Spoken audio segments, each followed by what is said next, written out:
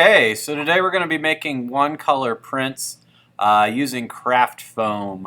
So we're going to be having to compose using a lot of shapes. We want to think about using a lot of big shapes to make our image and staying away from lines.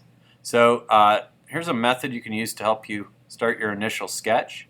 Just take a sheet of the craft foam that I've got for you. It's 6 by 9 inches, and just lay it down. You can also lay it face down. That might be smarter if it's curling like that. And just trace the outline, and then you've got space in which to sketch out your design. So here's my design that I've sketched. You can go landscape or portrait. I went landscape for this one. Doesn't matter which way you go. You can see that I have used hatching marks to indicate which areas are going to print, and I've left the areas that won't print white. So I need to cut out all of the shapes that I've made here. So I don't want them to be too thin or too complex, because it's a little tricky to cut the foam. So I want to keep my shapes really simple and make it so that I can cut everything out. You want it really graphic looking, almost like a simple t-shirt design. I've got some interior shapes here I'm going to have to cut out as well, and we'll show you how that's done.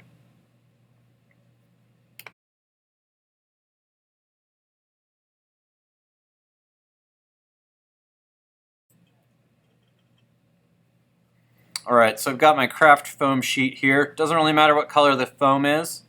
I don't want the black foam probably, because I'm not going to be able to draw on it with a marker, but any other color should be just fine. And I'm just going to try to copy that image onto my foam here. Alternatively, I can cut out my sketch and I can tape it to my craft foam sheet and just cut straight through the sketch as well as the foam.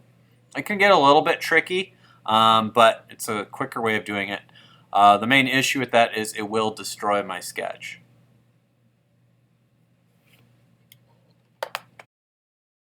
We'll go ahead and speed this up for you.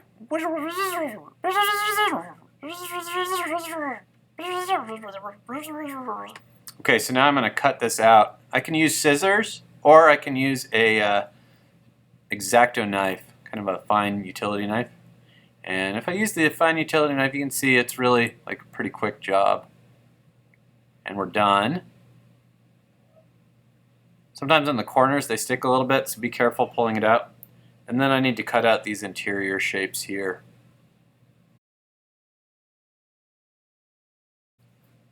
Okay, so here I'll grab my backing piece, bring this over.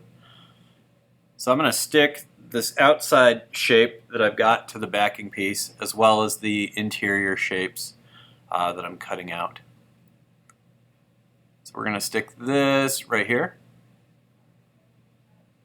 So now that I've test fit it, I can peel off the backing.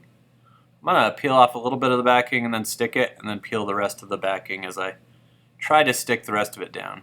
You want to be careful not to stretch the craft foam, because it will stretch and then it won't fit on quite right. So be real gentle with it and try not to stretch it out too much. If it gets stuck in the wrong place, you can lift it up and lay it down. There's a lot of forgiveness on it. And you just fit it down nicely. Alright, and I can use my leftover cutout pieces for positioning the eyes and nose sockets. So I'll show you how to do that as well. Right now I'm pulling up those eyes here. I'm showing you.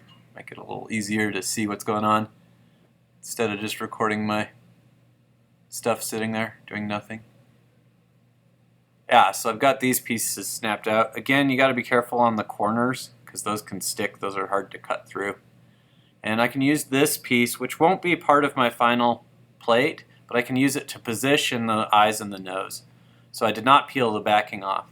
Now I'm figuring out how the eye goes in, which I'm going to forget immediately. I'll have to figure it out again. Yeah.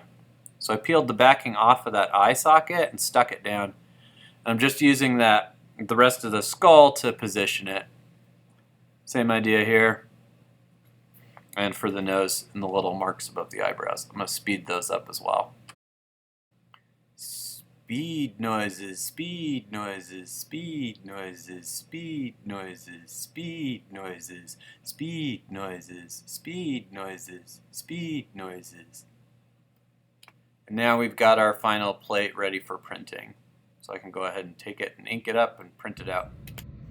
All right, so now we're doing our printing.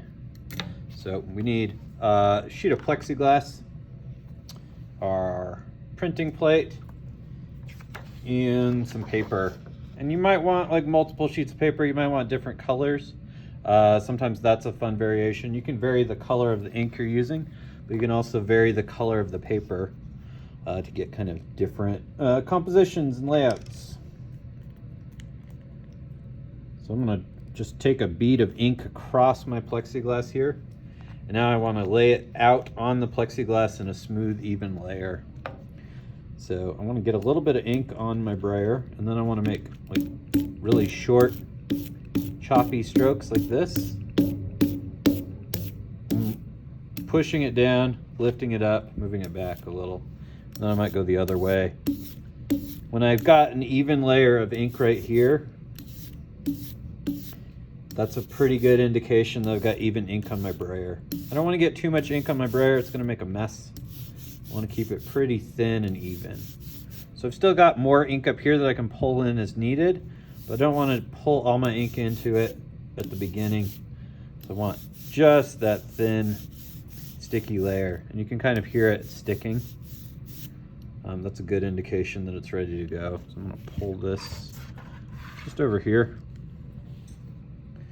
Ink up my plate. Probably want to start up top. I want to try to avoid getting ink onto the backing there. It's not a big deal, but it can potentially end up printing if it gets on there. If I keep it off, I minimize the odds of that happening. I'm more likely to get a nice clean print. So the first time I ink this up, I'm probably going to need to ink it a little more than on subsequent runs.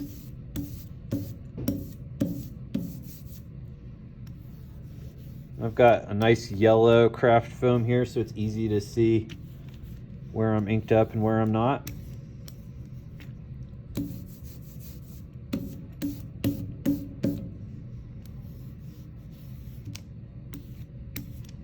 I think that's good enough to give it a try. So now I'm going to bring my paper in. I'm going to lay that down right here. I'm going to flip my plate. I'm going to try to position it. I want kind of even borders on the left and the right, and then maybe a little more border on the bottom. It's not super critical, but it's nice to try to get into a good practice. And now I can either run it through a printing press, which is a great way to do it if you have that available to you, but we're going to do it the easy way. We're just going to use a spoon to rub the back here. I want to be careful not to press down in those areas where there's no foam.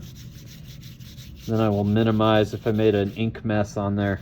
It'll be less likely to transfer to my paper. So I really just need to rub all the areas where there are foam. So I do want to make sure to get the, I can see the eyes and nose showing through there. I do want to make sure to get those.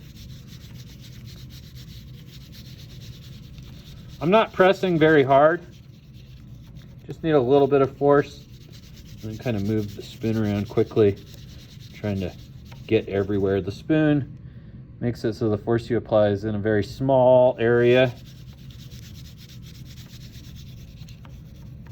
So even applying a small amount of force will put quite a bit of pressure into the paper. All right, and now we'll peel this off, and we should have a print. And it's pretty cool. You can see some of the strokes where it wasn't fully inked in there, but it definitely like works just fine. And typically,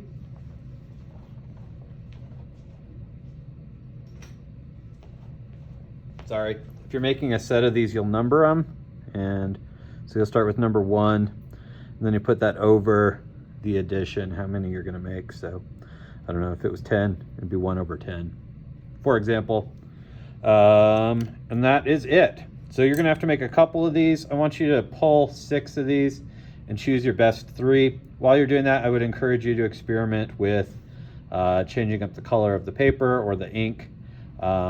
maybe trying to get some variety, but also just trying to focus on seeing where you're making mistakes and how you can improve and making the next ones better and better and better.